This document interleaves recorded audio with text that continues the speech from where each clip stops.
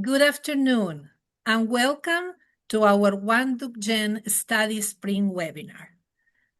As always, I want to take a minute to say thank you to you all, our OneDukeGen study participants, for your contributions to our research.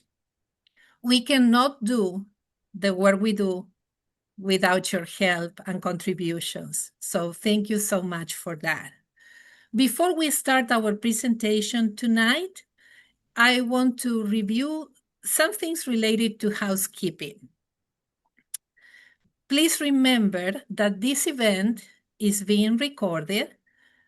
We ask you to please do not share your personal health information during this presentation.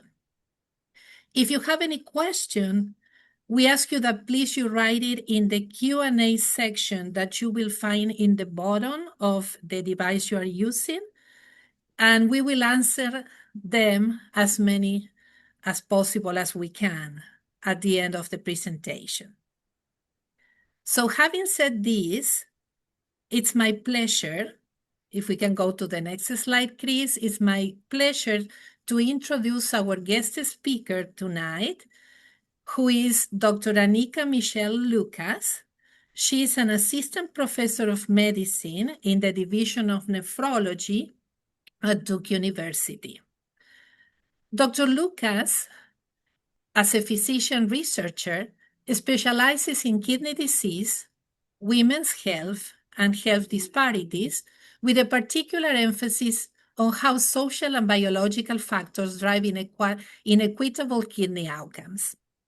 In this webinar, Dr. Lucas will provide an overview of kidney health and will share practical steps individuals can take to reduce the risk of kidney disease. So, welcome, Dr. Lucas. We are so happy to have you here tonight with us. Thank you so much. I'm very excited to be here. Next slide. And as it was stated before, the title of the talk today or this evening will be Protecting Your Kidneys, What Everyone Should Know. And first I will start with an outline of the talk. So first I'm going to introduce the function of the kidneys and also define what chronic kidney disease is. Then I'm going to describe actionable steps that you can take to reduce your risk of chronic kidney disease, or if you have kidney disease already, what you can do to prevent the progression of your kidney disease. And then finally, we're going to discuss some resources for patients living with kidney disease. Okay. So kidney disease is characterized by having an abnormality in the structure of the kidneys. It can also be characterized as the individuals having abnormality in kidney function for at least 3 months. It is estimated that over 850 million adults globally have chronic kidney disease, and this number has doubled over the last 30 years. And just to give you some context, it's important to note that chronic kidney disease is more common than diabetes and cancer across the globe. And by the year 2040, it's estimated that chronic kidney disease is going to be the 5th leading cause of death in individuals globally. Now, here in the US, 1 in 7 individuals have chronic kidney disease, and this represents 37 million people.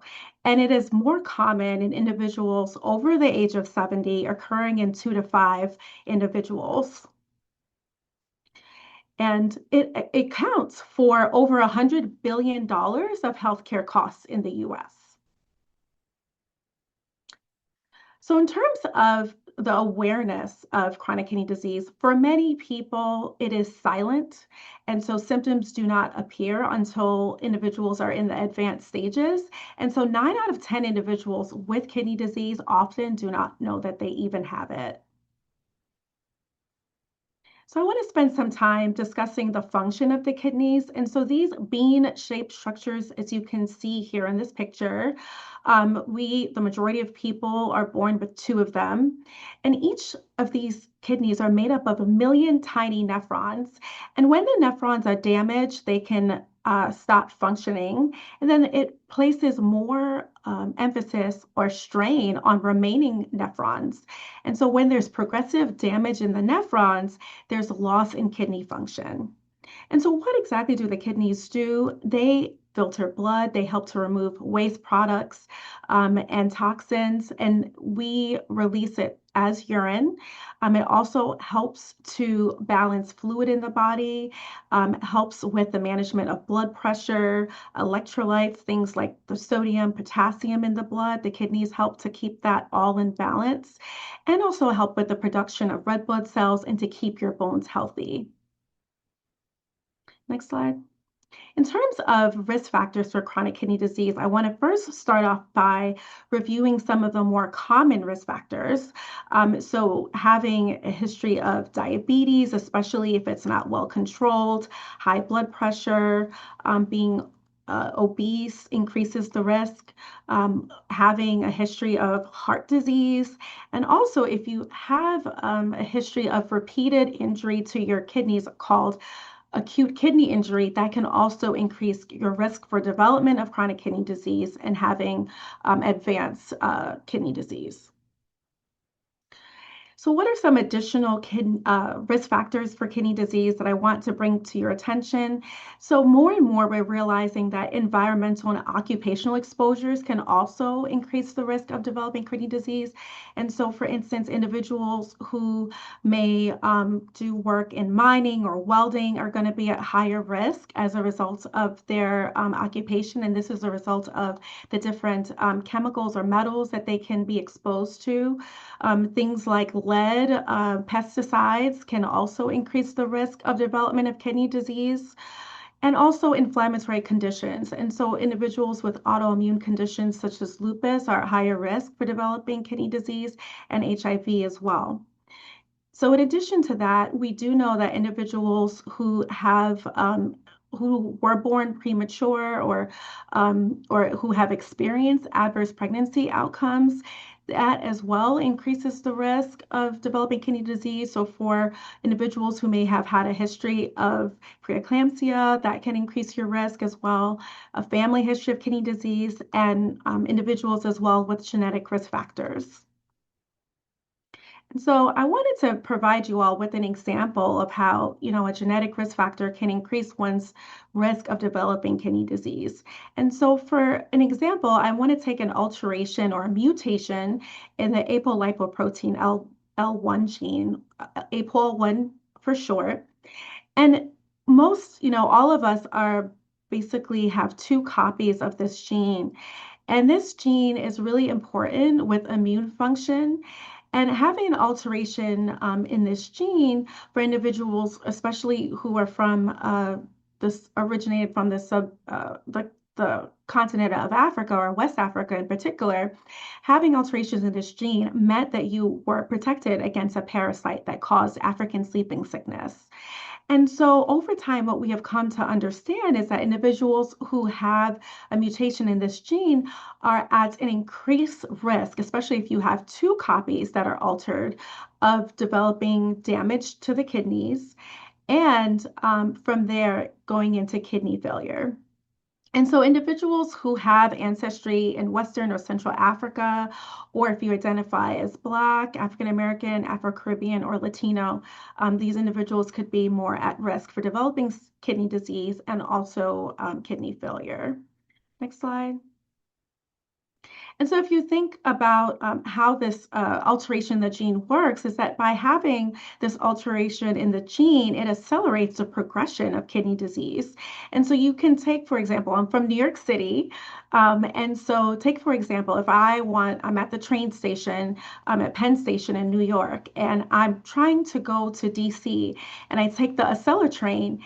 If I have an alteration in the APOL1 gene, what happens is that and I develop kidney disease, I am at higher risk of not only developing kidney disease, but also experiencing kidney failure as a result of this alteration in the gene. And so I would get to my destination, DC, or, for most people, dialysis or kidney failure much sooner. Next slide. And so, this particular gene has been implicated as the cause, as various forms of kidney disease, as you can see here. So individuals with lupus or autoimmune disease individuals who have this alteration in the gene are at higher risk in developing kidney failure, high blood pressure, even people with kidney disease as a result of COVID, having an alteration in this gene can increase your risk for kidney disease and kidney failure. And so here at Duke, we are working to try to reduce this risk for individuals. And so we currently have clinical trials where we're enrolling individuals now for potential medications that if one is eligible for, to treat this. Next slide. So the question becomes, what can we do to know if we have kidney disease? And so it involves two tests that we can do. The first test is a blood test, and what we're testing for is creatinine. So creatinine is a waste product that comes from muscle breakdown, and healthy kidneys filter creatinine out of your blood, and you remove it through your urine. And if your kidneys are not filtering and functioning as well as they should, there's a buildup of the creatinine in the blood. And so a higher creatinine level is a sign many times that the kidneys are not functioning well. And so a normal creatinine level is between 0.7 to about 1.4, but this number really varies depending on your age, your sex, and also your muscle mass. In addition to creatinine, we also have another blood test that we will often use named cystatin C that's not affected by muscle. And in the kidney clinic, we'll often use that to help us get a more accurate evaluation of how your kidneys are doing. So once we do that creatinine and we get that level from the blood test, we're able to use that information to calculate your glomerular filtration rate. And this number tells us an estimate really of how well your kidneys are filtering your blood. And so a normal GFR is above 90 here in the green. And individuals who have a GFR less than 60, that's when they see us in the yellow here. Usually for about 3 months or so, if you have a GFR less than 60, that represents having chronic kidney disease. And so you can think of the GFR as a score for how well your kidneys are working. The second test that we do is the urine test. And with the urine test, we're evaluating for kidney damage. And so specifically, we are testing for protein in the urine, and that protein that we look for many times is named albumin. And so when you have healthy kidneys, usually you're not leaking any protein in the urine, but when you have damage to your kidneys, unfortunately, the body is now leaking protein in the urine. And so many times, albumin in the urine is an early sign that you have kidney damage. And so a normal level of albumin, or what we call albumin to creatinine ratio, should be less than 30. Anything higher than that signifies that there's some damage to the kidneys. And I want you to think about your kidneys as a coffee filter. So when you have a healthy filter or healthy kidneys, you're able to keep the coffee grounds or albumin in and only let out the liquid or the urine through. But whenever you have damage to the kidneys, some of those coffee grounds now are leak through into the cup or leak through into the urine. And so we use these two tests, this in the blood and in the urine, to help us to understand and get a full picture of the health of your kidneys. And so, as I mentioned before, you have creatinine that tells us how well the body is doing with removing waste. Then you have that GFR that tells us how well the kidneys are doing with filtering. And then lastly, you have the urine albumin to creatinine ratio, which tells us if if there's protein being leaked. And so, from the GFR, we're then able to further classify it into different stages. And at different stages, you can see that corresponds to the GFR level, and it tells us about how your kidney function is doing. Usually individuals come to see me when their GFR is less than 60, as I've mentioned before, and usually Most of my patients will come to me at stage 3 or 4, and many of them do not have any symptoms by the time that they come. Next slide. And so how can you understand your risk? And so we use this heat map, as you can see here, with the different colors, and it helps you to not only understand your overall risk for kidney failure, but also your risk for heart disease. And so the areas where there's red, whether it's regular bright red or burgundy, indicates that these individuals are going to be at higher risk for not only kidney failure, but also heart disease, as I mentioned before. And I want to just, bring a couple things to your attention as you're looking at this heat map. So you can take, for instance, somebody in the green, represented by the G1A1 section, that's on the most right top, the left top corner. And so this individual is at low risk, symbolized by the green. But you also want to think about the individuals who may still have a GFR greater than 90, but they have a large amount of protein in the urine, represented by the red at A3. These individuals still are at high risk of worsening kidney function. And so it's very important that we not only take that blood test into account, but also the results of the urine test into account to understand who is at risk of kidney failure. Additionally, I also want to bring to your attention that you can have individuals who may not have a lot of protein spillage in the urine, and represented by G4A1. So it's still burgundy, signifying that you have reduced kidney function and still at high risk, even though you may not have a lot of protein leaking in your urine. Next slide. So when should you see a kidney doctor, or when should you speak up and ask your primary care doctor to see a doctor like me? If there's been ever a decline in your kidney function, if you're being told that you might have kidney damage, but they're not sure, your care team may not be sure why you have kidney disease, you need to come and see a kidney doctor. If there's blood in the urine without a clear cause, you need to come and see us. If your blood pressure has not been well controlled after, especially when there's been multiple adjustments to your medications, but still having trouble with getting your blood pressure under control, you need to see us. If you have a family history of kidney disease, and there's your doctors suspect that you may have a genetic or hereditary kidney disease, then you probably need to see a kidney doctor. If you know you have kidney disease and become pregnant, we need to be there, be a part of your care, or large amounts of protein in the urine, you should come see us. So what are the warning signs that you need to recognize? Unfortunately, by the time the individuals experience the warning signs, they usually have a significant amount of kidney damage.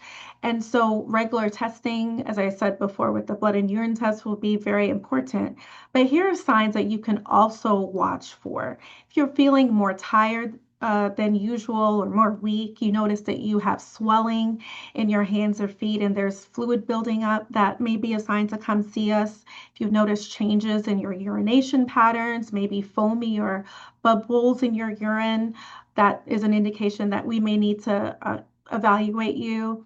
If you're having shortness of breath, a lot of times as due to fluid in the lungs, that's an indication. Or you find yourself with foggy brain fog or difficulty concentrating, persistent itching, usually that's a sign of a buildup of toxins in the body, and so we need to be involved. Loss of appetite with nausea, vomiting, that is also a sign that you need kidney care. Or blood pressure that is, again, very difficult to control. You need to come and see us. Next slide. So I want to spend some time talking about end-stage kidney disease. So over 800,000 people in the US currently are receiving treatments for end-stage kidney disease, and about 250,000 individuals representing have a history of kidney transplant. So together, over 1 million individuals in the US have end-stage kidney disease. And each year, over 130,000 individuals get newly diagnosed with end-stage kidney disease. And so for many of them, they've experienced the symptoms that I just outlined at the previous slide. And what we really are trying to do is reduce this risk, and I'm going to get into that soon. But really, with end-stage kidney disease, there are unfortunately many risks to your health. One of them that I really want to emphasize is the risk with developing heart disease. And I've outlined different types of heart disease that unfortunately is quite common in our patients with end-stage kidney disease. And, it's unfortunate that, with having this diagnosis of end-stage kidney disease, unfortunately, the mortality rate is very high. And so over 50% of individuals who are diagnosed with end-stage kidney disease will pass away, unfortunately, within 5 years. And over 75% of them will pass away within 10 years of diagnosis. And so our goal is really trying to reduce that risk of individuals going into kidney failure. Next slide.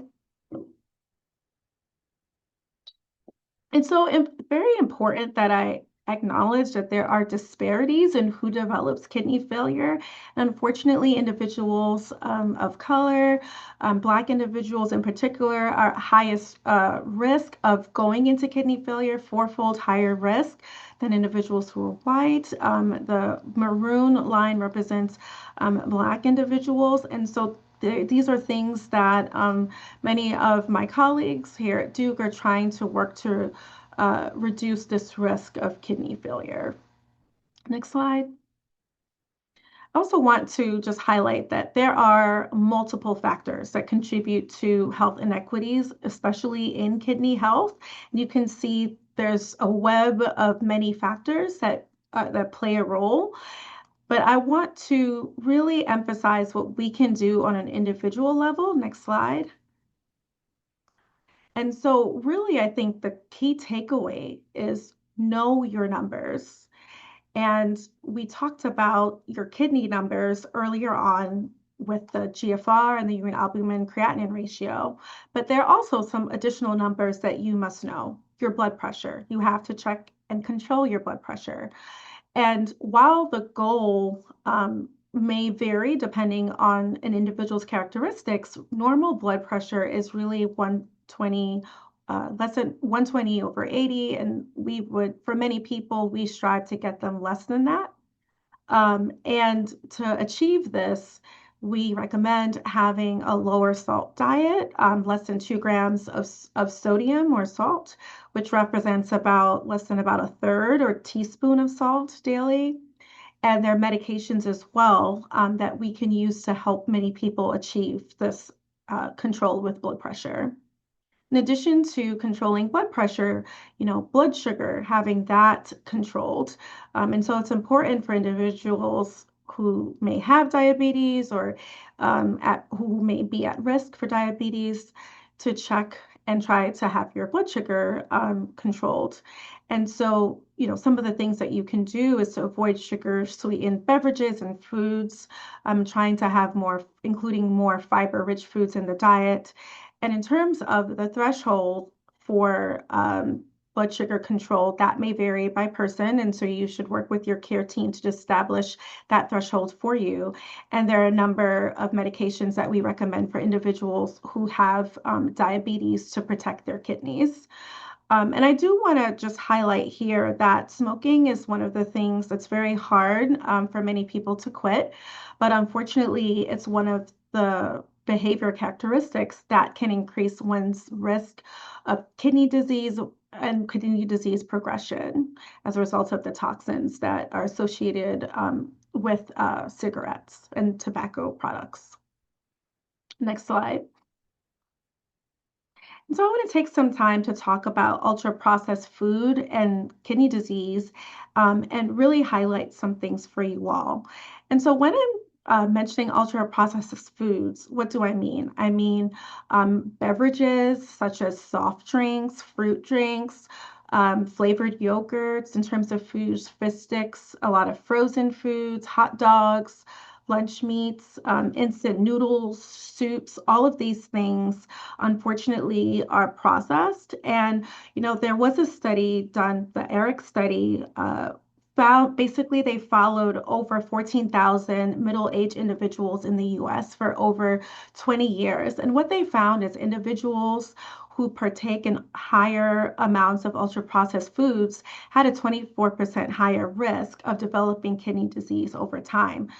When they compared the people who were partaking of the ultra-processed foods, as you can see here in the pictures, donuts, things that we enjoy but are just really not good for us, and compared that to individuals with lower amounts of ultra-processed foods, that risk of development of kidney disease was found.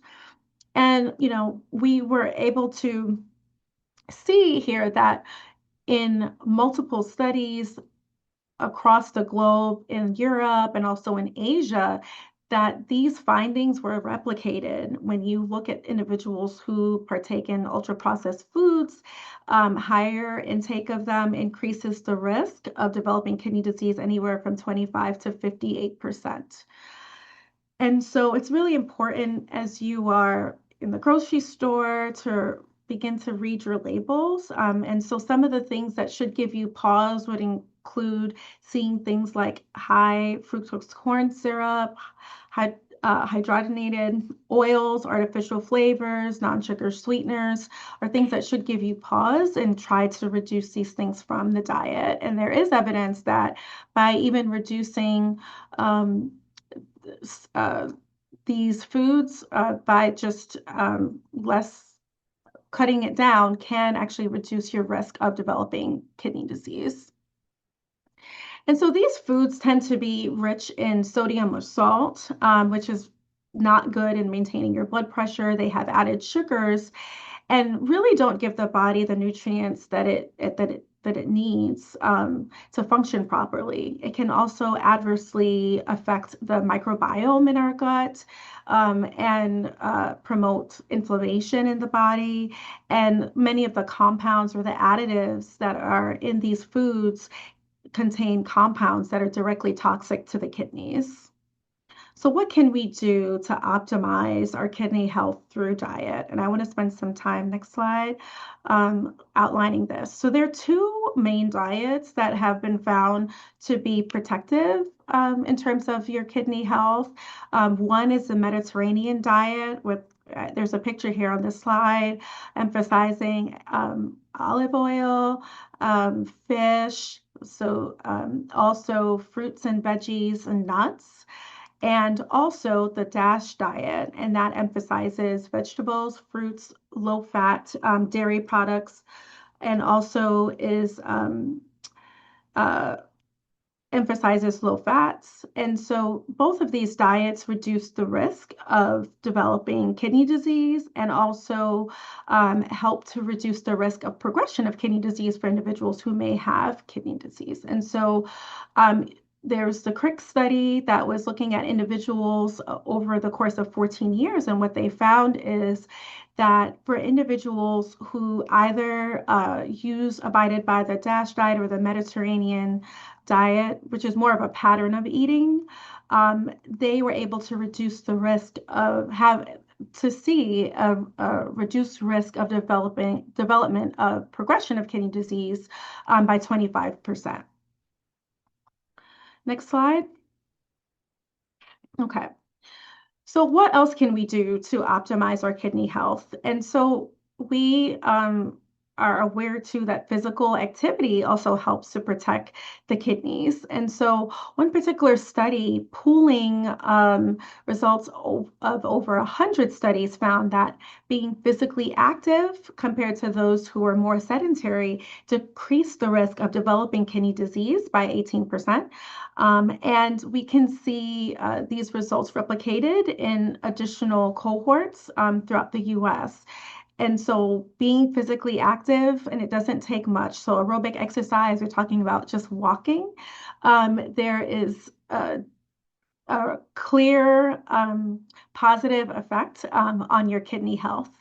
And things that we can do, resistance training, so lifting weights, can go a long way as well.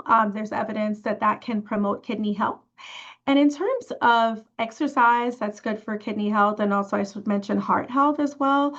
Moderate intensity exercise for about 150 minutes per week, you can see these benefits. Next slide.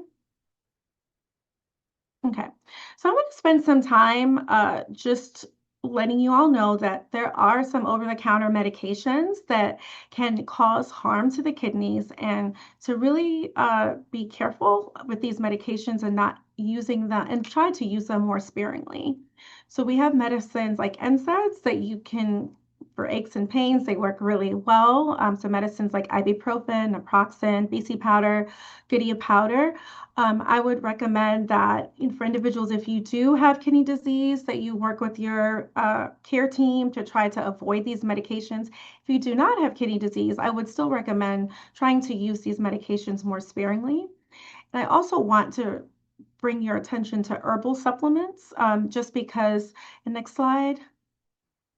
These medications, unfortunately, there are a number of herbal supplements that can look like they're beneficial for your overall health. But as you can see here, all over the globe, individuals will use different supplements, but it's really important to review whatever herbal supplements that you're using with your doctor or your care team to determine if it is appropriate for you, especially individuals who may have kidney disease.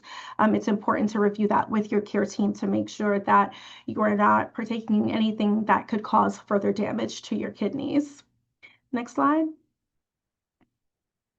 So in terms of other things that we can do to protect your kidneys, there are a number of medications that are often commonly prescribed for various reasons that are actually protective. And I'm going to just highlight some of the names that you might have heard. So for blood pressure control, we typically will prescribe medications that end in ill, lisinopril and enalapril, called ACE inhibitors. They are protective for reducing the progression of kidney disease, especially if you have protein spillage in your urine. You should be on these medications if you're not allergic to them. Other medications with the last called ARB, losartan or valsartan, these kind of medications help to control the blood pressure, but also protect the kidneys. And you all may have heard the commercial for Jardiance. It's always on TV, or Farxiga. And these medications are actually protective to the kidneys and the heart. And we will tend to prescribe this for many of our patients with kidney disease, just because it helps to reduce progression of kidney disease. And medications that are increasingly being used for weight loss, like semaglutide or Ozempic, might have been the name that you have heard, that is actually protective for the kidneys, reducing progression to kidney failure. Next slide. So I do want to highlight, other things that you can do as clinical trials. And so clinical trials involve the testing of new treatments or interventions. They can be, for many times for kidneys, we are typically testing drugs that can help to reduce the progression of kidney disease. And here at Duke, we have multiple studies that are ongoing for individuals who have kidney disease, and we're trying to see if these treatments are effective at reducing the risk of kidney failure. We also have ongoing clinical trials for individuals who may have end-stage kidney disease already and are trying to reduce their risk of developing heart disease. We are currently enrolling individuals there, and I'll have some contact information at the end of the talk. Additionally, for individuals who may have a history of high blood pressure and are looking for lifestyle changes that you can make to reduce further progression of your kidney disease, we are enrolling patients for studies right now for that. And so clinical trials may be an opportunity to test if an intervention, whether it's a medication or behavioral change, is effective or safe. And it helps us to not only assess new treatments, but it gives you an opportunity to add to medical knowledge and help other patients as well who may develop the disease that you may have. Next slide. So I just want to highlight here, as I mentioned before, over 1 million individuals in the US have end-stage kidney disease. And um, at end-stage kidney disease, the kidneys are failing and require additional support. And so I want you all to know that you have options. And so, uh, you know, first option is kidney replacement therapies. And with this, it involves having assistance either through machines or special solutions to remove toxic waste and fluid from the body, helping to support the kidneys in its function. Also, there is opportunity for kidney transplant. Duke is a transplant center. And also the other option that you have is conservative management. And some patients decide that they don't want to pursue a kidney transplant or undergo kidney replacement therapies. And particularly, it's been more common in our older adults and or individuals with other serious health conditions. And they may choose to focus on the comfort and the quality of life in this case. And whatever choice you decide, your care team is going to be here to support you in whatever decision that's best for you and aligns with your personal values. Next slide. And so I just want to acknowledge that, for individuals who may have kidney disease, or if you have a family member or friends with kidney disease, that you are not alone. And here, as you can see, at Duke, we try to deliver patient-centered care that is aligned with your individual values.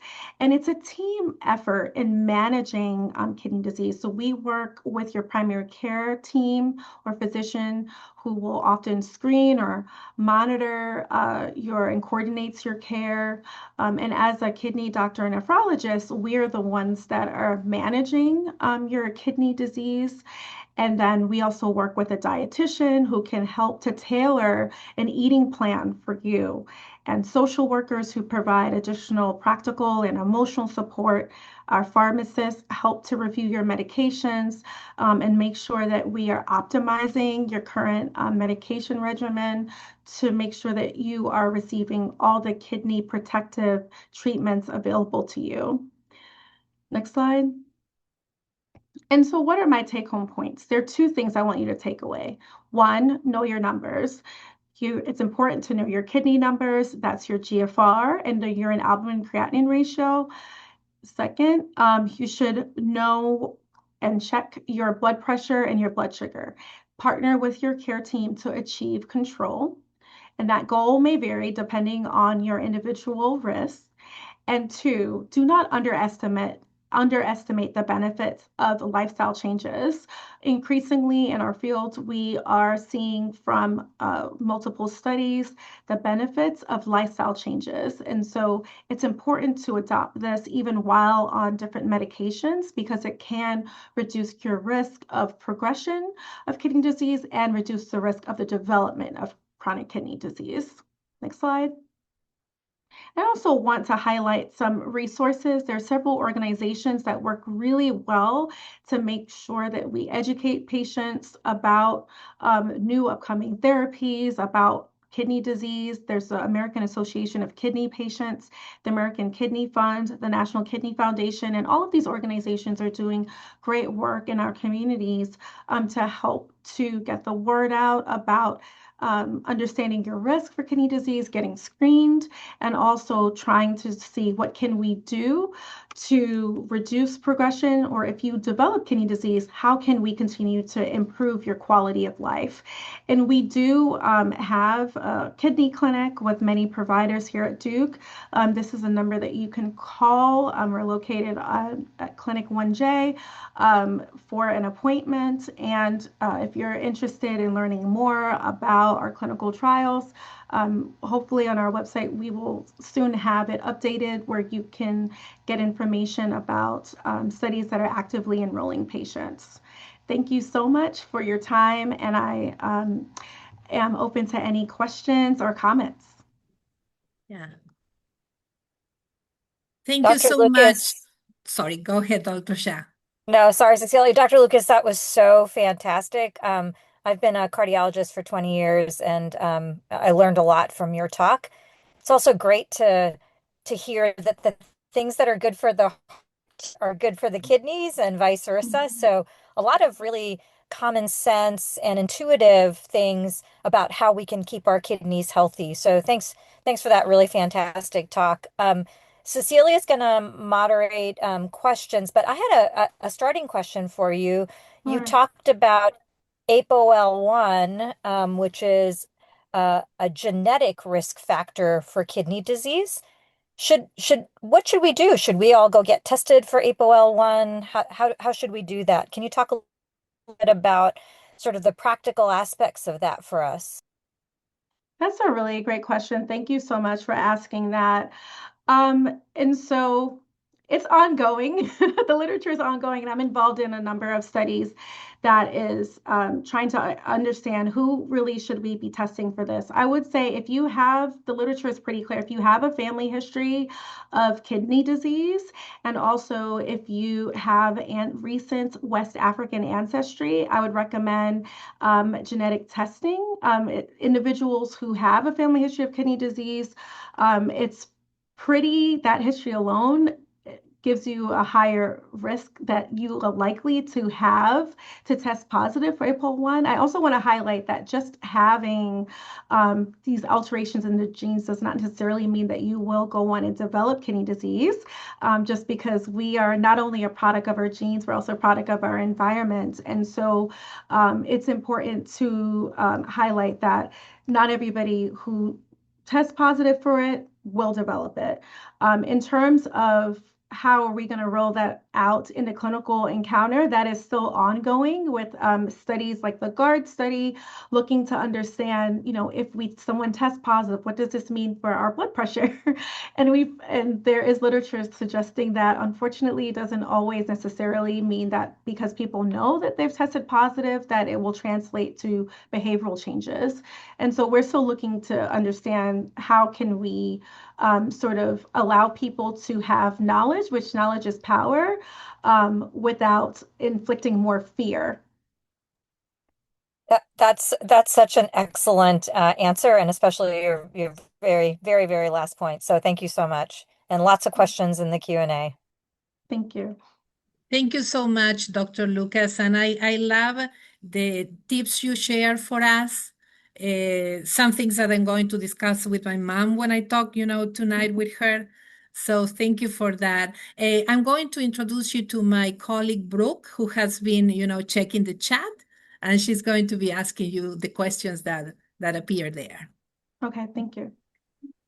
Yes, Dr. Lucas, we've had several people ask about kidney stones, and they're wondering if you could say a little more about them, and especially if there are any treatments that can reduce them. Yeah, good question. So I will say another reason why you should come to a kidney doctor is if you're having multiple episodes of kidney stones, just because we want to do further workup to understand why you're having the kidney stones. Generally speaking, you want to increase lots of water, have at least at least 2.5 liters of fluid water intake daily if you have at risk for kidney stones.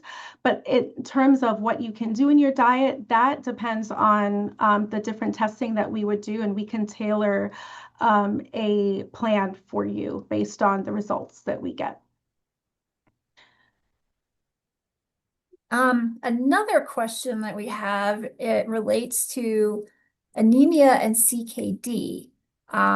How prevalent is anemia in patients with CKD, and some more information on this? Yeah, great question. So we actually just released new guidelines. All the experts in the field of kidney disease met and released some guidelines just this year on managing anemia. And so there are various reasons why individuals with kidney disease will have lower red blood cell counts. And so that's something that we manage for many of our patients. They need iron, whether oral iron, and we can test for all of that to see if their iron levels are normal or not. And we will give them medications that they can take by mouth, or sometimes, if depending on your response, you may need IV iron. And so we usually start with that. Additional medications may be needed for individuals to get their red blood cell counts up. And so we will help to manage that in our clinics. Okay, here's another one. The creatinine bun ratio. What is it and why is it valuable? Yeah, so the creatinine bun is very helpful because it tells us about how well our kidneys are doing with getting rid of the waste products in the blood. And so the higher those numbers are, that tells us the kidneys are not doing a good job at removing waste or toxic waste from our bodies through the urine. And so that is key. And it's important that you ask your doctor, what is my bun? What is my creatinine? And then that, as I mentioned before, we use those lab values to calculate that GFR, and that from there we sort of assess your risk of developing kidney failure from there. Hey. We have a question about premature birth. You mentioned that it was a risk factor for kidney health. Is that a lifelong risk factor as a preemie grows and thrives? Does it diminish? That's a great question. So it is a lifelong risk factor for development of kidney disease, and it's something that we are increasingly aware of. And many times I will ask my patients about their history, and that's part of your medical history that you need to share with your primary care doctor, because your risk is not the same as somebody who was born at full term. And so it's even more important to think about some of the over-counter medicines like the NSAIDs, as I listed, trying to reduce that risk. If you're having aches and pains, talk to your doctor. Also, reviewing herbal supplements and whether they could potentially be harmful to your kidneys would be even more important for individuals who were born prematurely. That kind of leads into some other questions that were related to medications that affect kidneys. I know you did talk about that. But are there any that actually can cause kidney damage? Yeah, there are a number of medications that can cause kidney damage. Unfortunately, sometimes things like antibiotics can cause damage. Some of the damage can be just acute, and the body will recover by removal of the medication. Sometimes you can develop the kidneys could be allergic to the medication, and we'll know by different tests that we do. And in that scenario, by removal of the medication, sometimes additional therapies that can help to make it better. Great. Thank you. So let's see, we've got about resources. Is there a resource that provides telehealth sessions with dietitians? That's a great question. At Duke, you can ask somebody from your primary care within your primary care office, your primary care doctor or someone else from your primary care team to refer you to a nutritionist. I've actually done it myself to experience it, and I had a really great experience with a nutritionist at Duke, just thinking about how can I optimize my health, and you can do that. And so I would recommend that for everybody on the call. It's very helpful. I found it to be very informative, and for many of our patients with kidney disease, we work with our dietitians to help people understand how to eat better. I will also recommend their American Kidney Fund.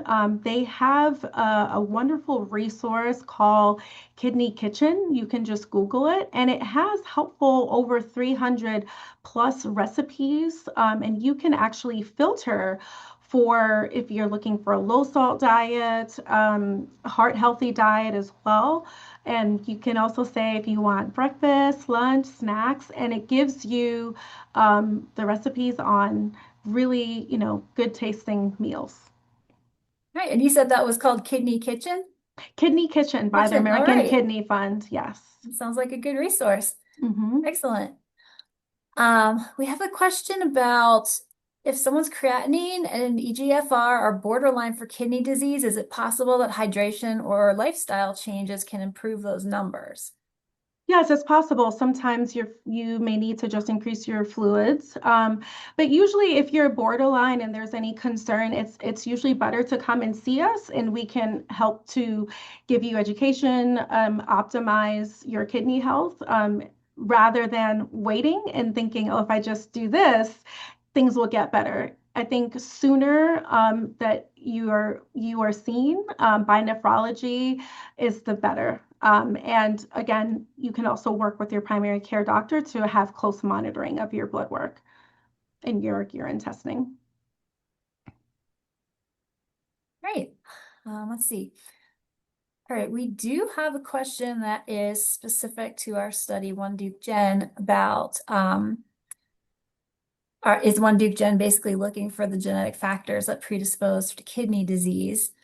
And I should say for that, I mean, we have many researchers working with us, and we do have nephrologists, which is how we were connected with you, Dr. Lucas. And so it is an area of research for us. Now, if this is a question that's more related to the return of results, the expert developed list of genes that we're returning is mainly focused on hereditary cancer conditions and cardiovascular conditions at this time. So that's not necessarily something that we would be returning to folks, if they had a result that we could return. And just as a reminder, we're only expecting to find things we can return in about 5% of our participants. So most people, we won't have anything to return for them. Yeah, and just to mention too, in our kidney clinics, we actually do do genetic testing depending on your specific history or risk factors, and we actually test for over 300 plus genes that with alterations that have been implicated in kidney disease. So we actively at Duke do genetic testing for patients. That's good to know. Mm-hmm. There's also a related question about recruitment into investigational studies for patients. And I know you had mentioned that your department is involved in several studies. Is there excuse me, a central location that most people can go to look for those? Yeah, great question. So we are actively working on updating our website we'll have that information hopefully over the next couple of months that will go live in our nephrology department division website. So I would say that would be a good resource. You can also call our clinics as well to find out. But what I will also mention to you all is you have to check your email, answer your phone, because we're often recruiting patients. We come to you. And so we use the electronic health record as a way to recruit patients based on particular studies and the eligibility criteria. And so our research coordinators, or sometimes it's me, answer the phone if I call you. Sometimes we are actively calling folks to invite them to join our studies to see if they would be eligible for our studies. So if you receive a phone call or email or a letter, a piece of mail, please answer and let us know, or if you know anybody who would be interested. We absolutely support that. We do a lot of our recruitment through invitations that come into your My Duke Health portal, Yes. and sometimes by email and phone call too. So yeah, it's if you can look out for us, you're probably gonna hear something. Brooke, if there is one more question, I think we have time to address that one. There was somebody who wanted to know if we could post a phone number again. I think that might have been from your last slide. Can we back up really quick to that? That Yes. one. There we go. All right, yeah, I'm not seeing any other questions at the moment. All right, so just to thank you so much, Dr. Lucas. My favorite slide, as I told you before, is the one with the kidney jumping the rope.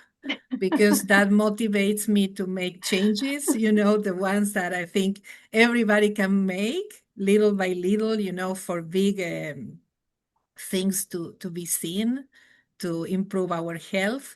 So thank you so much for sharing your knowledge and for sharing your time. And to Dr. Shah also, thank you so much for your leadership. Dr. Shah is our principal investigator and the leader of our group. So we thank you for your time and your knowledge and your guidance as always. Dr. Lucas, again, we enjoy it. We Thank enjoy you it so so much. much.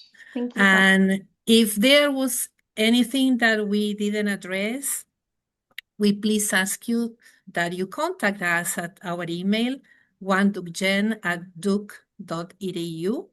We will try, to answer your questions. And if something we don't know, we can reach out to Dr. Lucas for the answers. So thank you, everybody. Have a great night, and we will see you again. We have a new webinar coming soon already planned. So thank you so much for that. Have a great night. Bye.